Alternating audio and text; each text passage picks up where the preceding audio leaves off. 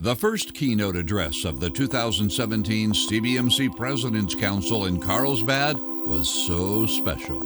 Sean McDowell returned to PC and captivated the room with his message entitled, "Jesus was no moralist." What a joy to be back with you. Thank you.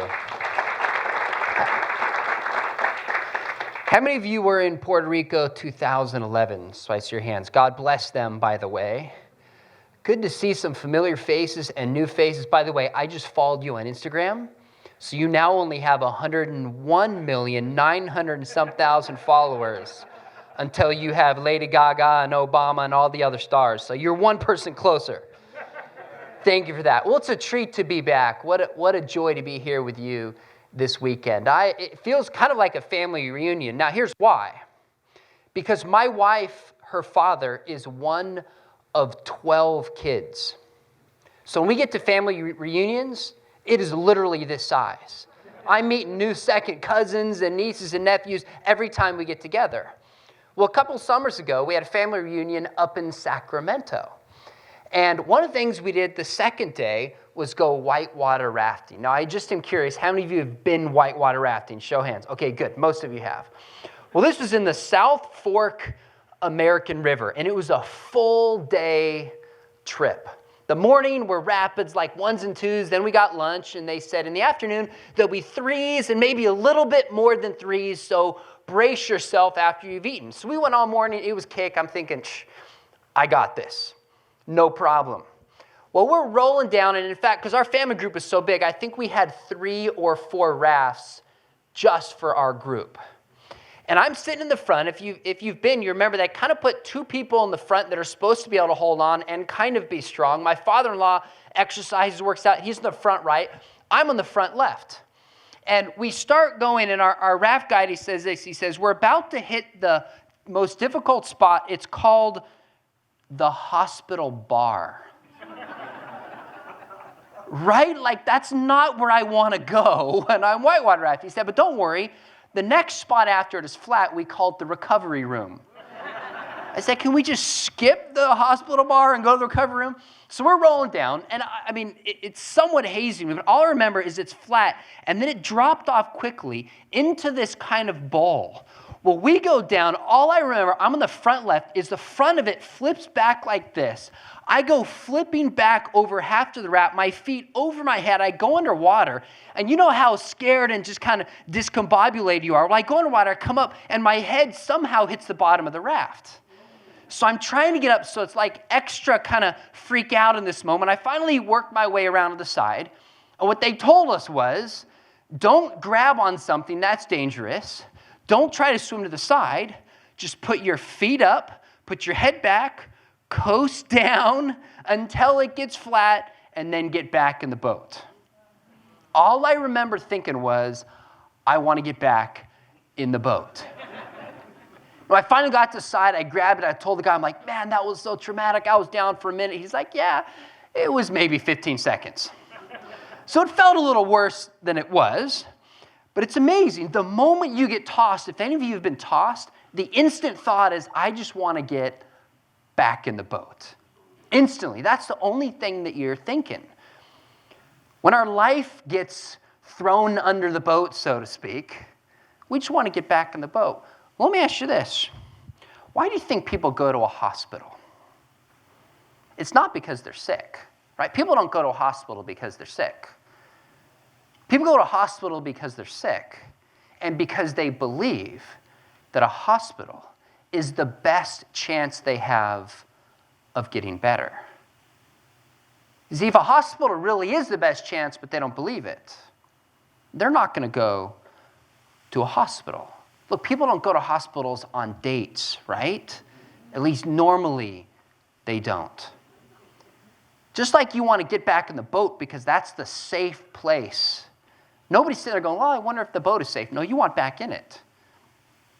When there's an accident or an emergency, nobody's sitting there going, well, should we go bowling? Let's go to dinner first. I got to wash my car. No, it's let me get to the hospital because that's the best chance I have of getting better. When people are hurting morally and spiritually and relationally, What is their gut instinct that says, I need to go there to get better? Let me tell you where it's not. It's not the church. It's not. In fact, David Kinnaman wrote a book called Unchristian. He's a president of the Barna Research Group. And this study was a few years old now. I cite it because not only do I think it's true, I think it's actually gotten worse. Here's what he writes. It's called Unchristian, and he's interviewing non-Christians, how they perceive Christians and how they perceive the church. And he sums it up into 6 basic conclusions. Number 1, hypocritical. One of the assumptions of non-Christians is that Christians are hypocritical. We pretend to be something that we're not. We have a polished image that to many people just can't be real. Second, too focused on getting converts. We care more about converting people, but not just loving and caring for people whether or not they convert. Third, anti-homosexual. Isn't that interesting? Of all the descriptions, top 6, if you say, I'm a Christian, and I believe the Bible's true, in particular on moral teachings, you might as well say, and by the way, I hate gays. No, I don't think you do. I don't think most Christians do. We're talking about the perception that our wider culture has of Christians. If you say, I'm a Christian, I believe the teachings on sexuality is true, you might get labeled, as I have, bigoted, intolerant, hateful, and as one activist personally called me, Talibanic.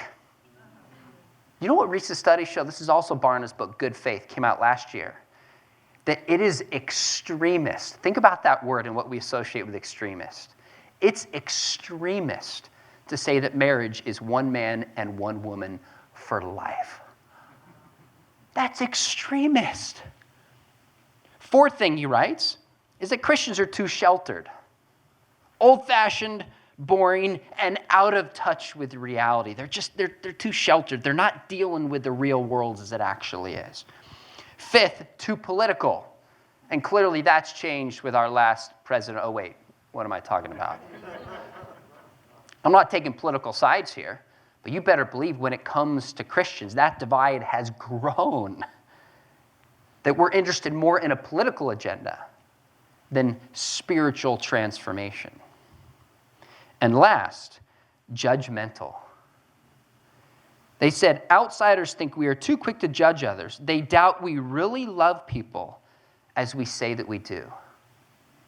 Could you imagine if the perception of doctors and nurses and hospitals was too focused on getting your money, anti some life behavior, sheltered, too political and judgmental, etc., no one would go to a hospital. They'd go somewhere else. Well, no wonder when there's a heartbreak or a tragedy or a spiritual crisis, people don't turn to the church. They don't turn to the church. In fact, in conclusion, Kinnaman writes this. He says, only a small percentage of outsiders strongly believe that the labels respect, love, hope, and trust describe Christianity. I mean, just stop and let that sink in.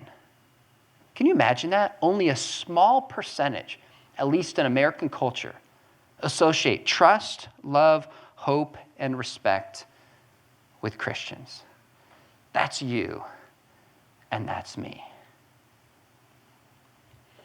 Well, there's a youth pastor north of here. I live about 40 minutes north in San Juan Capistrano. So unfortunately, I can't hang over the weekend. My son has basketball tonight. My daughter has gymnastics. You know the drill if you have or have had young kids. Well, there's a youth pastor near up where I live, and I asked him one time, I said, you've been in youth ministry almost 2 decades. In your community, what have you sensed that's different than in the past? And he said, well, it used to be like if we had music, we had fun and pizza, like kids would show up. He goes, now I'm hearing more and more, even from parents, okay, why are you going to a church? What are they teaching you? That's bigoted. I'm not sure you should go there. That was his experience. I don't know if that's true in your community, but I hear that from many, many youth pastors, that the perception that the church is good is now actually changing in our wider culture.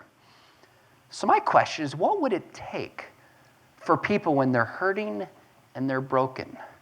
To say, I'm not just going to go to the church in general, but to you and me in particular. There's a professor at Dallas Theological Seminary. His name is Darrell Bach, and he teaches New Testament theology. And at a big conference, he said this. He said, we will only overcome the reputation that Christians are bigoted, hateful, and intolerant when people hear this charge and think, that's not right. I know Christians, and they're not that way. You know what that means? It's not about new programs. It's not about huge events, as important as those are. It's when individuals within the church, you and me, start to just take responsibility and say, in the world and opportunity God has given me, how can I step out and make a difference there? So Jesus actually did this, and we're going to take a look at his teachings in Mark chapter 2. In Mark chapter 2, if you want to turn there, great. If you can't find it, it's right after Mark chapter 1. Genesis, Exodus, Leviticus, Mark. Or just Google it, right? You don't even have to look it up these days. I will read the passage, so you're welcome to turn along, but don't have to, although I like hearing pages turn. There's something about a physical Bible. Mark chapter 2, verse 15, a passage you're familiar with, but we're going to unpack this a little bit and see what it means for our lives and ministry. Mark chapter 2, verse 15. It says, and as he, Jesus, reclined at table in his house, that's Levi, the tax collector, many tax collectors and sinners were reclining with Jesus and his disciples, for there were many who followed him. And the scribes and the Pharisees, when they saw that he was eating with sinners and tax collectors, said to his disciples, why does he eat with tax collectors and sinners? And when Jesus heard it, he said to them, those who are well have no need of a physician, but those who are sick.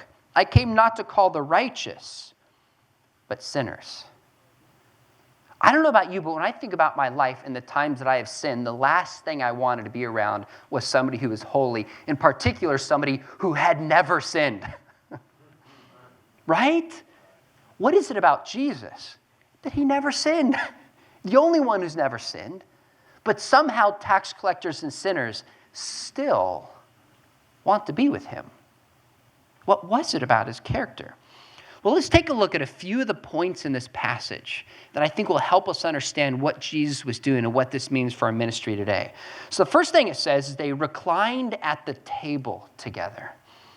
Now, in Semitic culture at that time, the most intimate expression of friendship was not following somebody on Instagram, not being a Facebook friend, obviously. It was sharing a meal with somebody. That was publicly and personally the most intimate sign. In a sense, if you shared a meal with somebody, you are saying, I accept you. I consider you an equal, at least to some degree socially. I value you. So here's Jesus, Son of God, religious leader, sitting down saying, I accept you to these sinners and these tax collectors. Now, at least we can understand why the Pharisees would say, wait a minute, why are you doing this? Because Jesus was challenging the cultural ethos of his day. In fact, part of what made it so bad that Judas betrayed Jesus was because he had broken bread with him. He was an intimate friendship. You shared a meal, and then you turn around and you betray him. So how on earth could Jesus be with such bad characters of his day? Shouldn't Jesus separate himself from this filth, so to speak? That's the narrative that we hear. Well, let's keep going. It says this. It says, many tax collectors and sinners were reclining with Jesus and his disciples. Now, there's a commentary called The Gospel of Mark by a theologian by the name of William Lane. And I'm just going to read to you a longer quote than I normally would, but I think he captures well what was going on. He says this. He says, Levi's seat of custom was located in Capernaum, which is a city on the northern part of the Sea of Galilee. By the way, if you haven't been to Israel, you need to go. My wife and I are actually going on Monday together on a really unique trip put on to meet with Palestinians and Israelis who are corporately working on the peace process. Well, I had a chance to go 8 years ago. I took a student group, and we went to the Sea of Galilee, and we took a boat ride. And I was so moved, I just got out of the boat and walked on the water. It Didn't work well for me, but I tried.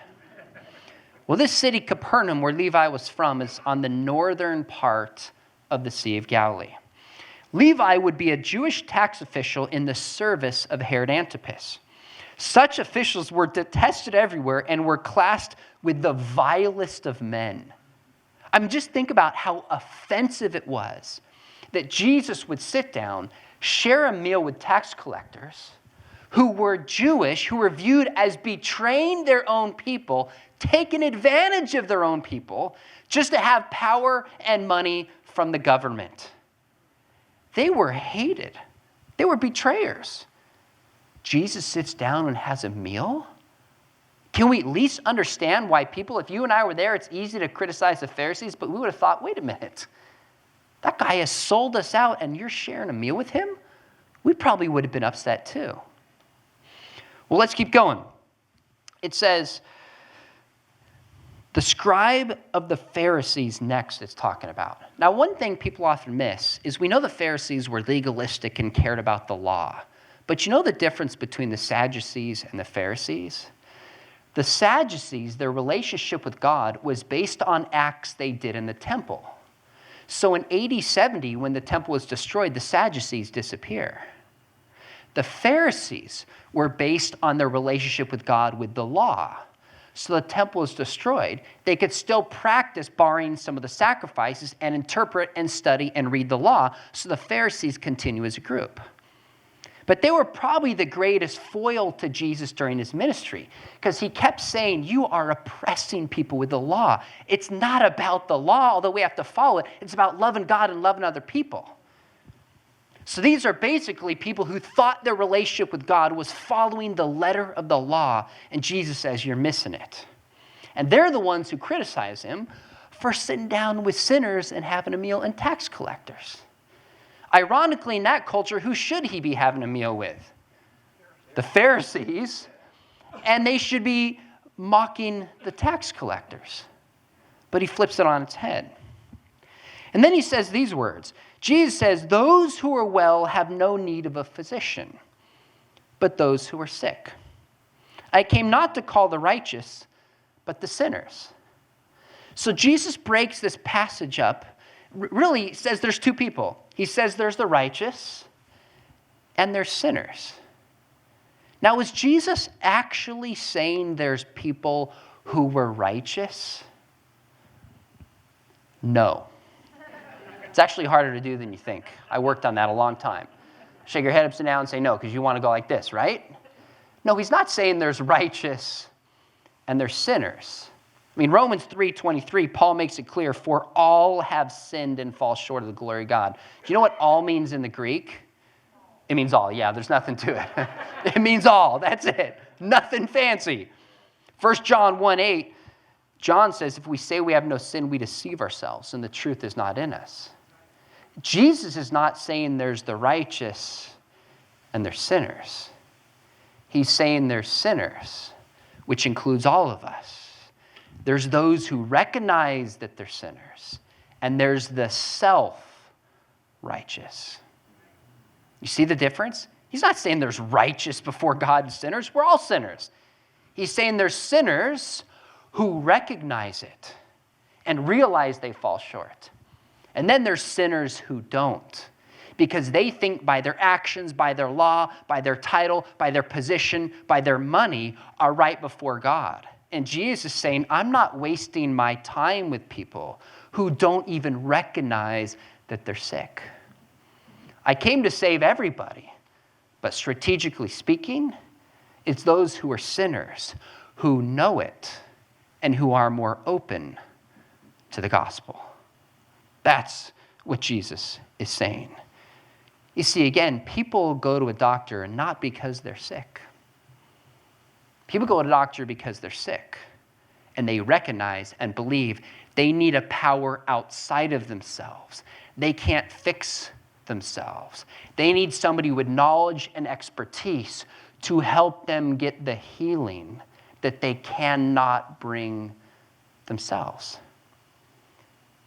You see, ironically, Jesus did not say to people, get your life right first. and then I'll dine with you.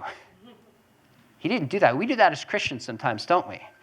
We want to fix the world, morally speaking, first. And then we will accept them into the church, into relationships, into the family of God, so to speak. Jesus didn't look at it that way. He said, I'm going out to people who are sick, who know they're broken, who are cast down on, even considered betrayers, because they know it. But I also realize they need the medicine that I have to offer. You see, Jesus wasn't a moralist.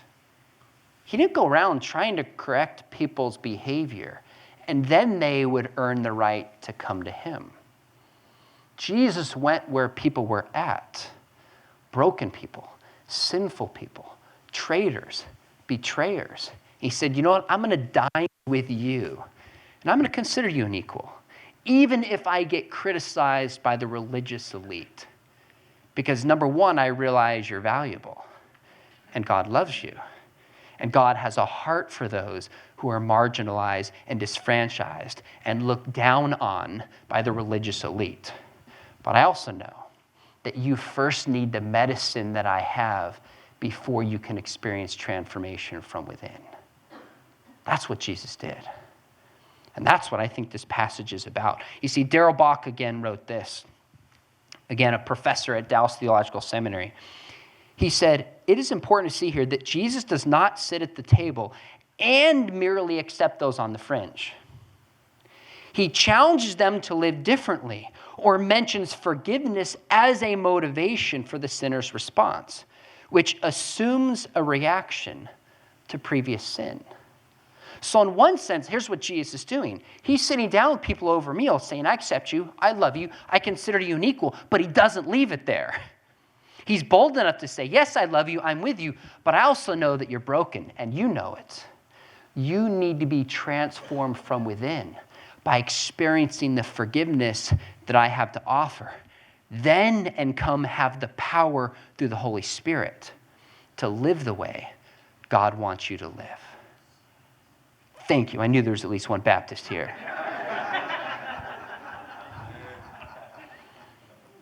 Friends, we need a radical shift in the way we do ministry today.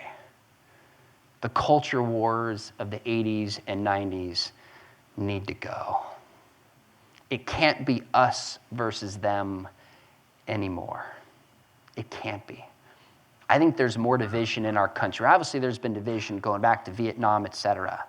But on so many levels, economically, racially, morally, spiritually, it feels like our country is fracturing at an increasing rate. I'm not interested in just fixing the country for the sake of fixing the country. I'm interested in the question, what is the church's response amidst this fracturing? Is it to pull up our bootstraps and fight for our rights at the expense of proclaiming the gospel? No. Do we need religious freedom? 100%, absolutely. Are there certain social goods like pro-life we need to fight for? Unmistakably. But sometimes I'm not sure we ask the questions carefully.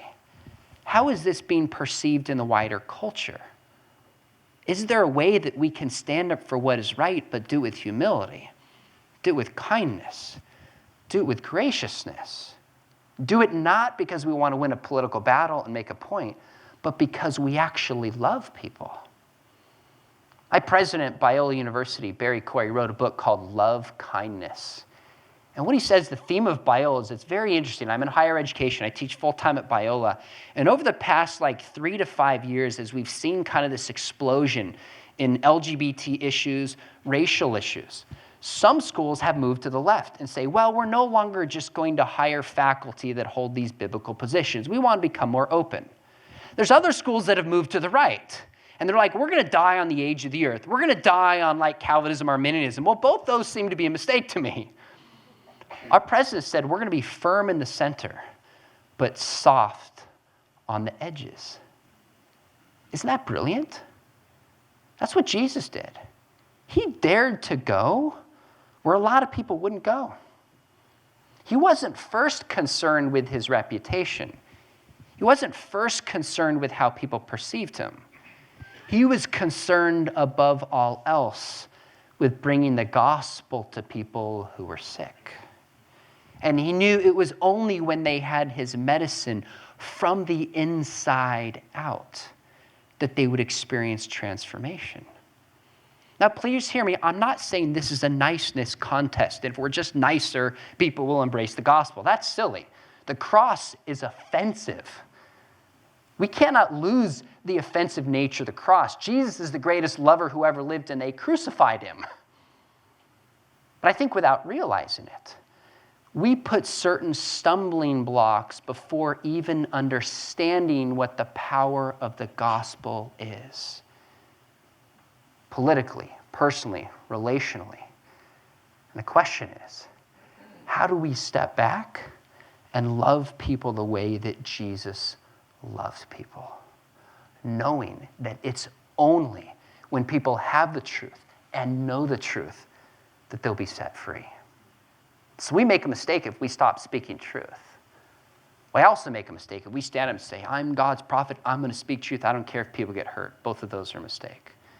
We need to speak truth, firm center, but with soft edges.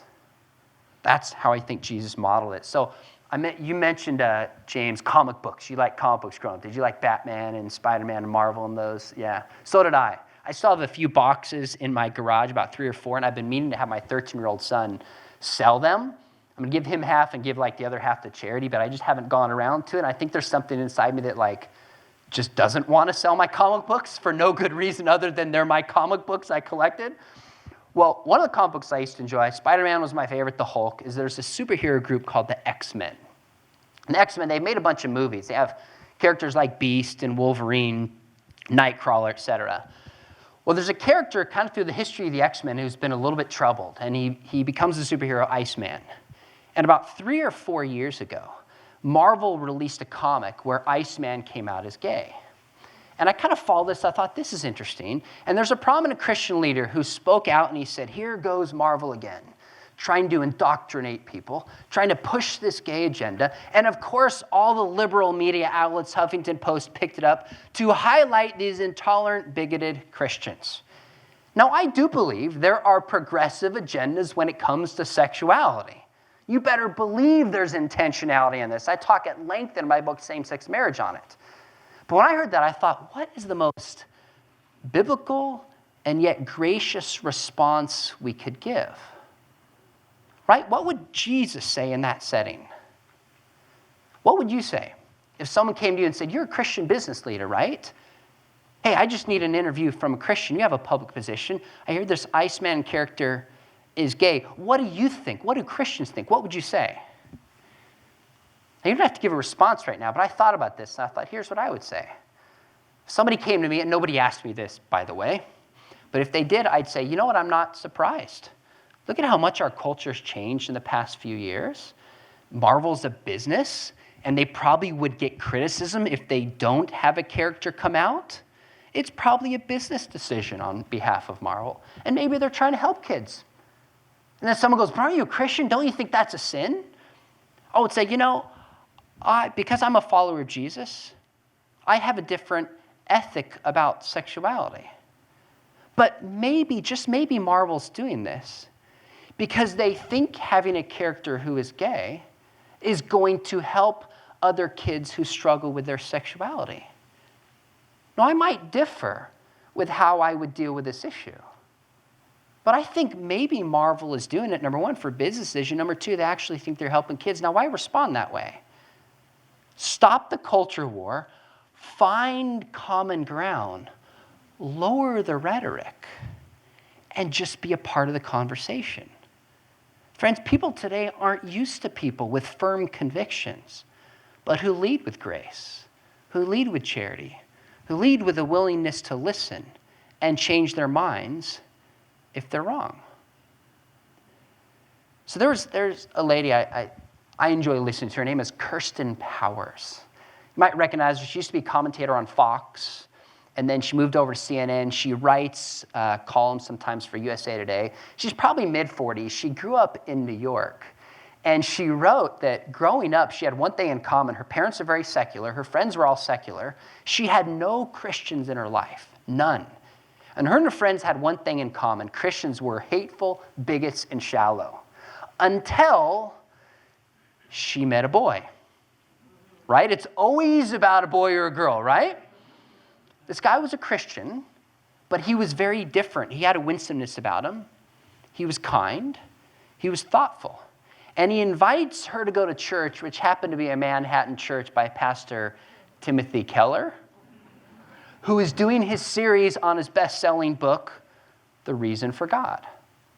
It's the first time she'd ever seen Christians who were thoughtful and kind, heard these evidences, heard the gospel, ended up becoming a Christian. Well, she wrote a book in 2015 called The Silencing. And what's interesting is she's a Christian, but she's still kind of on the political left. So she has a really important voice, I think. She can say things that I can't say. They'll go, yep, there goes that white, middle-aged conservative. They'll write me off, but she's female, and she's liberal, and she's a Christian. She has a really interesting voice today. And in her book, The Silencing, it's all about what she calls the illiberal left, which she says the liberals used to be for free speech, human rights. Now it's about silencing people who even see the world differently. So she gives example after example. It's a really interesting book. And I'm reading this going, well, she's pretty smart. What's her solution? So I get to the end, and I paid, I don't know, $27 for a hardback book. So I want some good answers, right? I get to the end. One paragraph is her whole answer. I read it. I threw the book down. I'm like, really? I just spent all this money and time on a book, and she has one piece of advice? Come on. But then I thought about it. And then I thought about it some more. And then I realized that she's a lot smarter than I am. Here's what she said. She said, in conclusion, we should all make efforts to invite people who hold different views into our worlds. Contrary to popular thought, familiarity doesn't breed contempt. It breeds understanding and tolerance. Now, go make some unlikely friends. That was brilliant. Instead of 8 steps, she goes, just one. Just go find one person in your world who you can go talk to and build a friendship with that person. Because familiarity breaks down people's assumptions. I'm convinced, I know God is sovereign, but I'm convinced one of the big barriers that prevents a lot of people from seriously considering the claims of Christ is, number one, they've never really heard and even understood the gospel. They don't even know what it means. Number two, they don't have a Christian in their life with a firm center, but with soft edges. They don't. I mentioned I teach Biola full-time in a graduate program of apologetics. But I also teach high school still part-time, 3 mornings a week, because I love hanging out with high school students. My heart is the next generation. And I talked about this a little bit in 2011 at Puerto Rico, but one thing is I got tired of is seeing my students graduate, go to the university, and have some professor or students talk these kids out of their faith because they just weren't ready. And so I got together with a friend of mine, Brett Kunkel, who just launched a new ministry called Maven. And I said, we need to take our students to the most godless, secular place we can think of. Bring in atheists, agnostics, let them speak to our students. But teach them how to defend their faith with kindness. So this past year, we took 25 high school students to Berkeley. It's a blast. We bring in atheists, we bring in agnostics, let them speak to our students. We also go to Salt Lake City and go knock on doors in Pair of Tooth. Which I'm not going to lie is fun, because you knock on doors, even when they're busy, there's a look like, I don't have time, but I knocked on your door. Come on in, let's talk about Jesus. Talk about kind people. Well, when we were in Berkeley, we invited in a fellow in his 50s, and he described himself as a single gay atheist. Grew up in the church. His father is still a pastor. And he was speaking to our students. We asked him to share his story and just, can we ask you some tough questions, but we'll listen and be kind. It was a wonderful conversation. And one thing that dawned on me in the middle of it, I asked him to share a story. He said, about why he left his faith. And he described that when he came out to his parents, it was nothing but quick judgment. It was harsh. The relationship was broken. Fast forward to his 40s, he's an atheist. Go back a decade ago to 2007 when the economy really crashed. I'm guessing as business people, you remember that well. Well, he had a bunch of properties. He was a CPA he owned in Phoenix. Lost them and lost almost everything he had. 40-year-old man goes to his parents. His dad's a pastor. He goes, and can you imagine how humbling this would be? And I'm 41. To go to my parents, I know they'd help me, but that would be about as humbling as it gets to be like, can I just give me some money, right? He goes to his parents. He goes, look, here's what happened. I lost almost everything. Can you just help me for a season and I'll pay you back? You know what his dad said?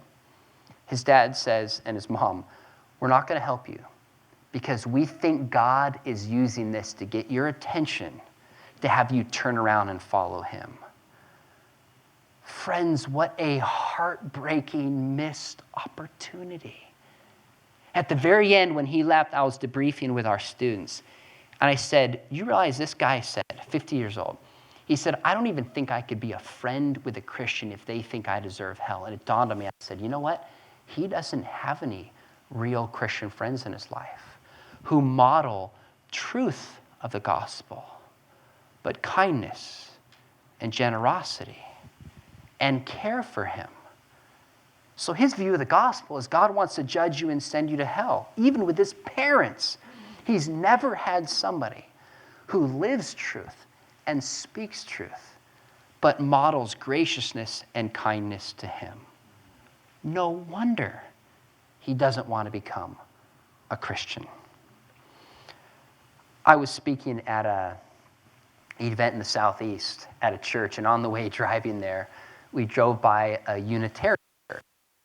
And I said to the pastor, I said, hey, have you ever gone over and met this pastor before? And he looked at me, he's like, no, why would I do that? And I said, well, he needs Jesus too, right? And it was kind of this moment of like, he's thinking, why would I talk to him? They have a different belief system. I'm thinking, if you don't, who's going to talk to him? I said, how hard is it? Go buy him, go get $3 and take him to coffee. Actually, if it's Starbucks, $8 and take him to coffee. And just listen to his story.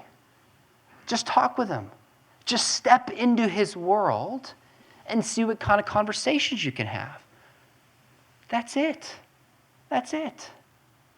A few years ago, I do this weekly like YouTube video, like just 2 or 3 minutes, quick answers to the tough questions that I get. And 2 summers ago, I met this youth pastor, and his name was Seth, and he's from Ohio.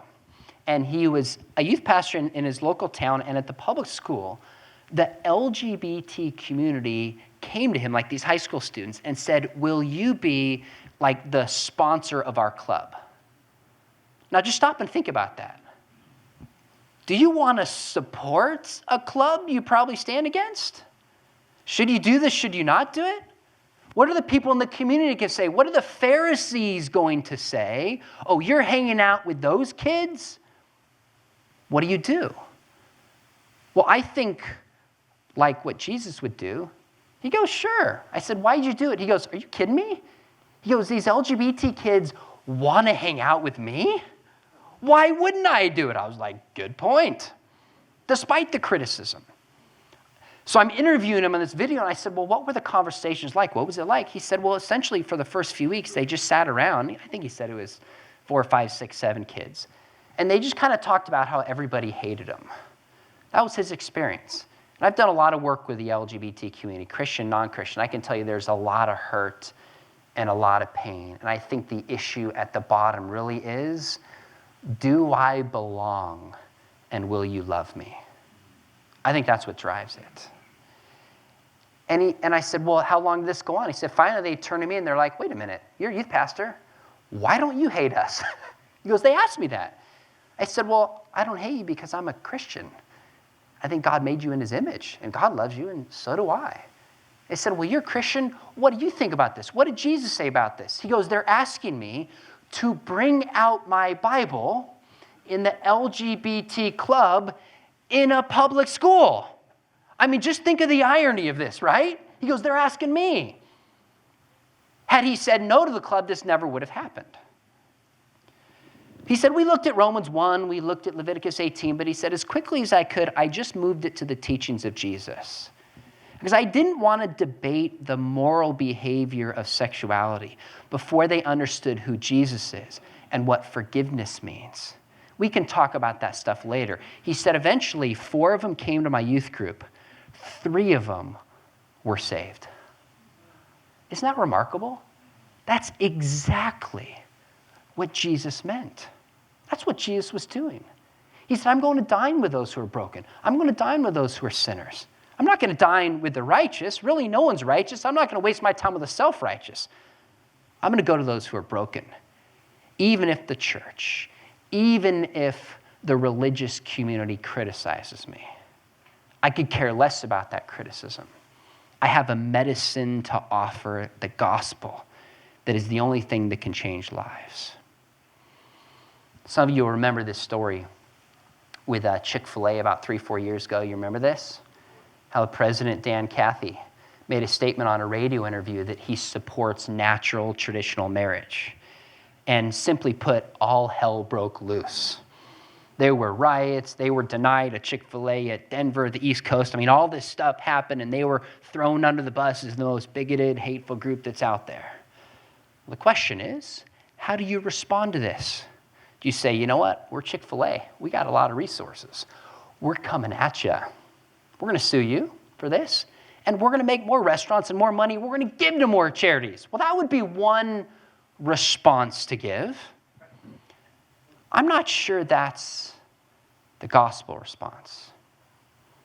I've actually been reading a lot recently on racial issues and have been studying Martin Luther King Jr. And this gracious, peace-first approach, I think, is the gospel. And he got it right.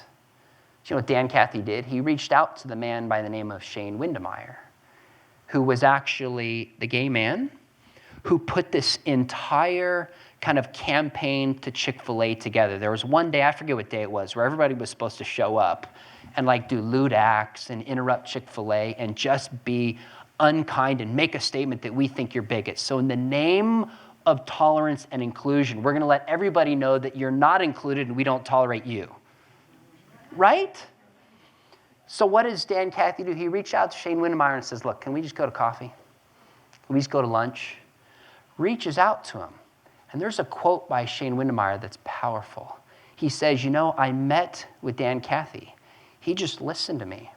He expressed sorrow of any time hurt had been done in the name of his business and wanted me to know that that's not what they're about.